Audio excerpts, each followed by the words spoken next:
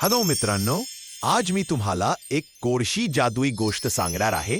एक छोटासा तारा आणि जादूचे इंद्रधनुष्य. आकाशात एक गोजिरी तारा राहत होती. नाव होता टिनू. चिनूचा एक गोड स्वप्न होतं, इंद्रधनुष्याला जवळून पाहायचं. एके दिवशी जोराचा वारा आला आणि टिनू शिष्य करत इंद्रधनुष्यात शिरली. तिथे तिला रंगांच्या गोजिऱ्या पऱ्या भेटल्या. त्या म्हणाल्या, टिनू, तू इथं आलीस म्हणजे तू खूप धैर्यवान आहेस. टिनू हसली आणि इंद्रधनुष्य तिच्या प्रकाशाने अधिकच झळाळलं. आणि अशी आपल्या छोटू टिनूची जादुई सफर इंद्रधनुष्याच्या रंगांत पूर्ण झाली. टिनूने शिकवलं की हिम्मत असेल तर स्वप्नापर्यंत पोहोचता येतं. मित्रांनो, आजची गोष्ट इथं संपली. लवकरच भेटू एका नवीन रंगीबेरंगी जादुई गोष्टी.